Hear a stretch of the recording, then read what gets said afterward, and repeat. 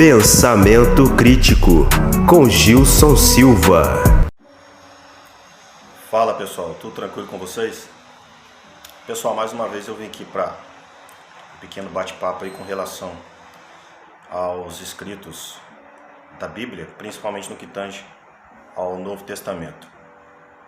Eu que já havia dito a vocês que eu vim do cristianismo, né, mas depois disso, é lógico, ainda dentro do cristianismo, me tornei protestante, ou seja, passei para o lado evangélico, aí depois fui para o judaísmo messiânico, do judaísmo messiânico para o judaísmo ortodoxo, até me tornar um Benor, filho de Noé, e caí de paraquedas, vamos dizer assim, dentro do ateísmo.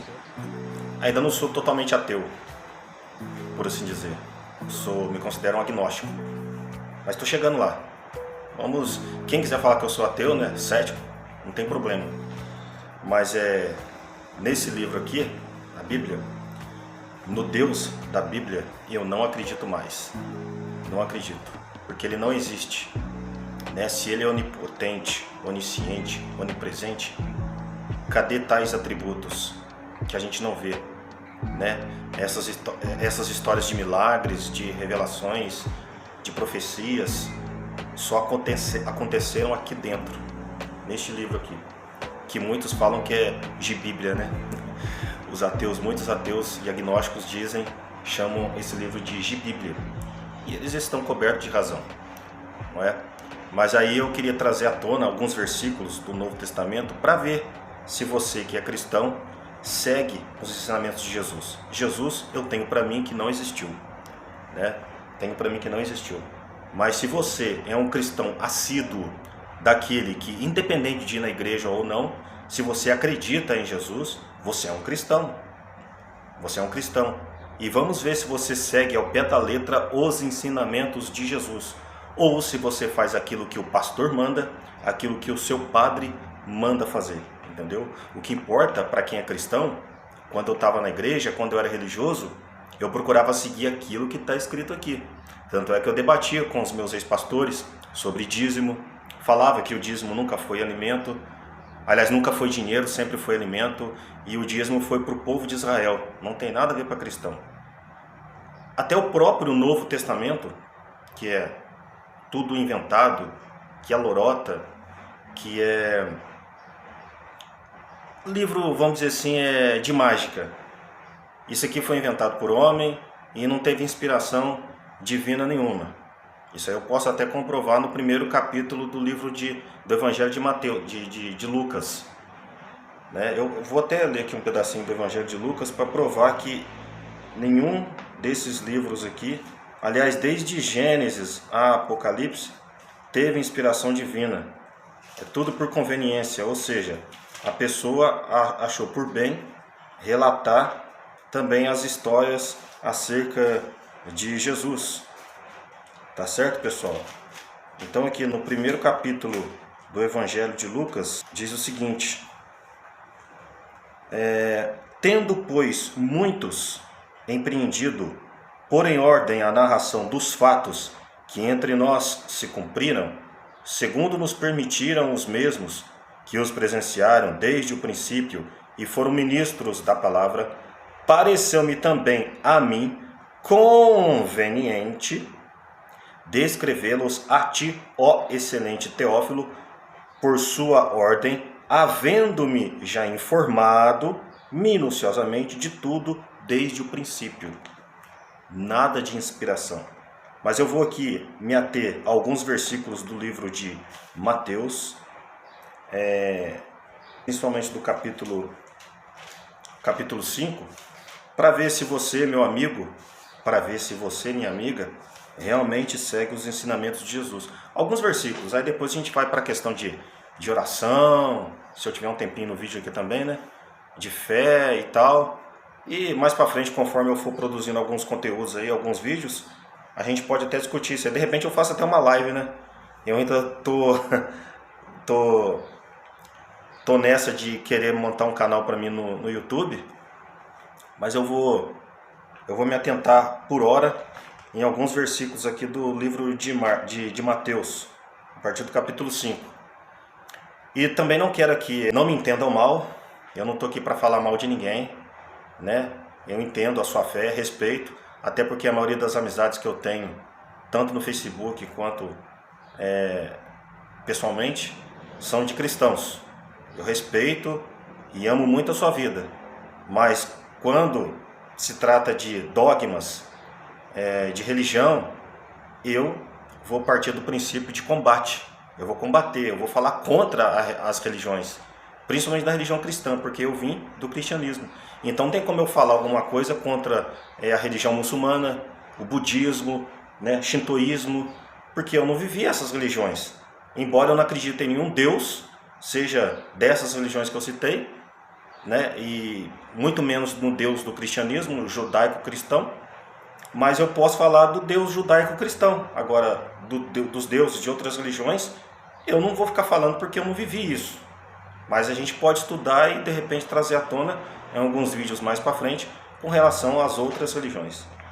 Tá certo, pessoal? Então vamos lá. Se segurem. Mateus, capítulo 5, a partir do versículo 17, que fala da importância da lei. Não cuideis que envie destruir a lei ou os profetas. Versículo 17. Não vim para abolir, mas cumprir. Tranquilo, né? Versículo 18. Porque em verdade vos digo que até que o céu e a terra passem, nem um jota ou um tio se omitirá da lei, sem que tudo seja cumprido. Gente, o céu está aí. O sol está brilhando lá fora. Tem chuva, às vezes frio, ventos. A Terra está aí, o planeta Terra está aí, praticamente intacto, sem ser destruído. Né? Muitas pessoas querem passar a visão apocalíptica, né? Dizendo que o mundo vai ser destruído por fogo e tudo mais, mas é tudo sem base nenhuma. Aliás, a base que eles usam é a própria Bíblia, e nada a ver. Então, fala aqui que nem um jota ou um tio se omitirá da lei. É lógico que o jota e o tio não tem no alfabeto grego ou hebraico, mas conforme eu acabei de ler aqui, nem um jota ou um tio se omitirá da lei sem que tudo seja cumprido. Os céus e a terra estão aí. Então a lei ainda é válida, mas é válida para quem? Para quem é cristão? Não, para quem é judeu, porque Jesus, entre aspas, né, se ele existiu, para mim ele não existiu, ele era judeu. Inclusive eu vou voltar aqui, vou lá para o primeiro capítulo de Mateus, onde fala o seguinte: todo mundo concorda que Jesus era judeu. Então olha aqui o que diz, Mateus capítulo 1, versículo 21. E dará à luz um filho, e chamarás o seu nome Jesus, porque ele salvará o seu povo dos seus pecados. O povo de Jesus, no caso, eram os judeus. Então ele veio para salvar quem? Os judeus. Aqui está escrito que ele veio salvar os cristãos? Não. Ah, mas está escrito, Gilson, que ele veio para os seus, mas os seus não receberam. Gente, é uma coisa óbvia.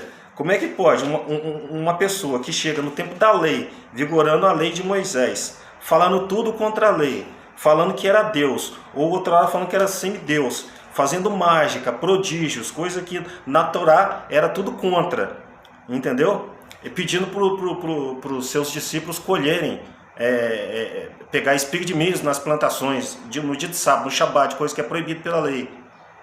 Aí você quer que o pessoal vai receber ele? Não, ninguém vai receber, ué. Ninguém vai receber um maluco desse. Não tem como. Mas o que importa é que ele era judeu e ele veio para os seus.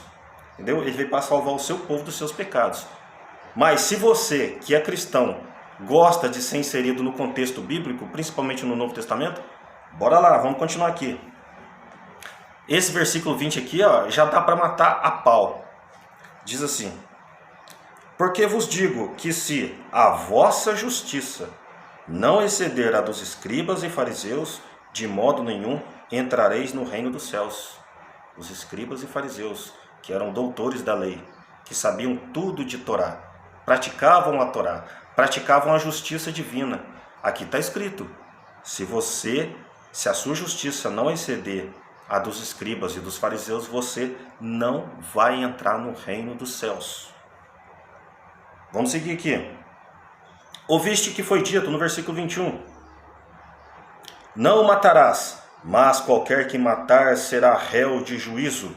Eu, porém, vos digo que qualquer que, sem motivo, se encolerizar contra seu irmão, será réu de juízo. O que é encolerizar? Ficar nervoso, bravo, no último, pavio curto. Você será réu de juízo.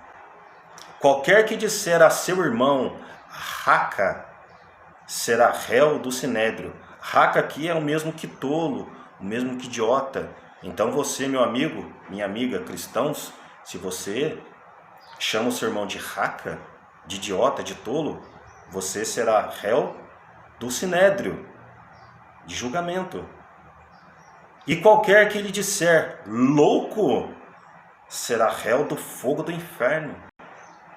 Não chame o seu irmão ou a sua irmã de louco, de louca, porque você pode ir para o inferno.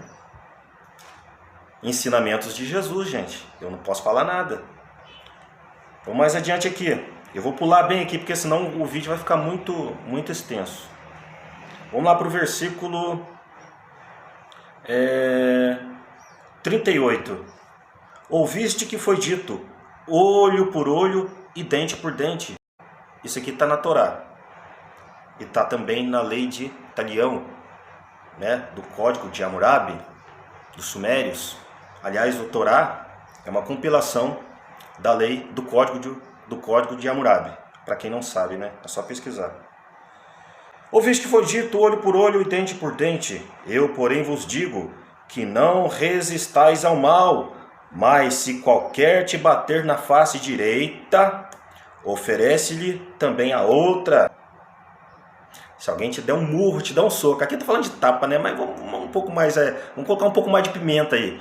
Se alguém te der um soco na face, te der um soco no nariz, fala, ó, bate aqui no queixo também. Dá um soco aqui do lado direito, bate aqui também do lado esquerdo aqui. Você não pode partir para cima, não. Você não pode revidar, meu irmão. Você vai ter que aceitar. Entendeu? Não resista ao mal. Ensinamentos de Jesus, gente. Você cumpre isso? Acredito que não. Todo mundo que levar um tapa na cara, uma cuspida na cara e tal, já vai querer partir para cima. Eu sou assim, eu não deixo barato não. Se encostar a mão em mim, eu parto para cima também. Se eu vou apanhar, é outra história, mas eu parto para cima. E ao que quiser disputar contigo, versículo 40. E ao qualquer que quiser disputar contigo e tirar-lhe a túnica, larga-lhe também a capa. Ou seja, pediu a camisa, dá a sua camisa e também dá uma blusa para ele. Entendeu? Não desvia não. 41. E se qualquer te obrigar a caminhar 1 milha, vai com ele 2. Alguém obrigou você a caminhar por 1 quilômetro, por 2 quilômetros? Dobra isso aí, triplica isso aí. Entendeu? Ensinamentos de Cristo. Versículo 42. Dá a quem te pedir e não te desvies daquele que quiser que lhe emprestes. Aqui na minha cidade, por exemplo, a gente vê quase que direto as pessoas pedindo esmola nas esquinas, em frente às lojas. E o que a maioria das pessoas fazem? A maioria. A minoria ali até dá, contribui. A maioria desvia. E a maioria é cristão. É cristão, gente. Não é ateu. Porque ateu quer ajudar. Mas o cristão não quer ajudar o seu próximo, não quer ajudar o seu irmão. Por que eu falo que é cristão? Porque a gente vive num país cristão. Esse país não é laico. Não é laico, é cristão, gente. Quem fala para mim, o nosso país é um estado laico. Mentira esfarrapada, não é. Esse país é de grande maioria cristã. E ninguém exerce o seu livre-arbítrio. Porque se alguém estiver na Umbanda, na Quimbanda, no Candomblé, e se um cristão, um padre no caso, um pastor ficar sabendo disso, estão batendo tambor ali na esquina, tal, eles vão para cima, vão te perseguir, sabia disso? Então, o Estado, o país é cristão, não é laico. Ou seja, só os cristãos têm direito de exercerem os seus cultos religiosos. Se você é de outra religião, a não ser cristã, você pode ser perseguido. Eu sei do que eu estou falando, gente, porque eu já cheguei até no judaísmo. O judaísmo não é perseguido, é lógico que não.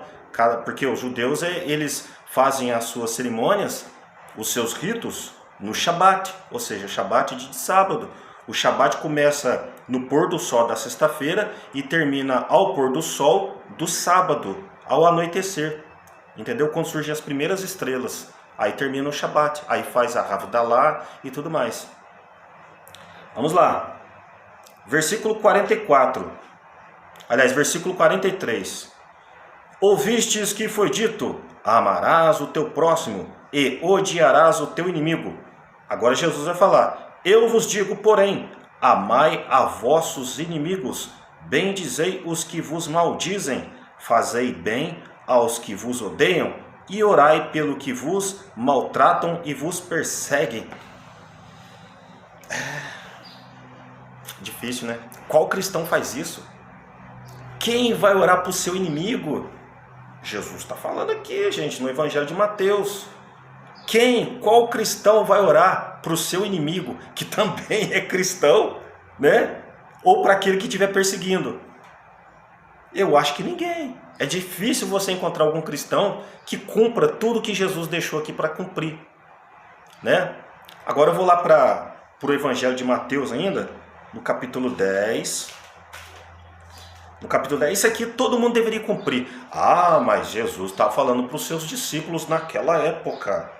Gente, mas se você é cristão, você tem que cumprir isso aqui. Está escrito. Mas vamos lá, está escrito aqui, ó. Curai os enfermos, purificai os leprosos, ressuscitai os mortos, expulsai os demônios. De graça recebeste, de graça dai. Você cumpre isso?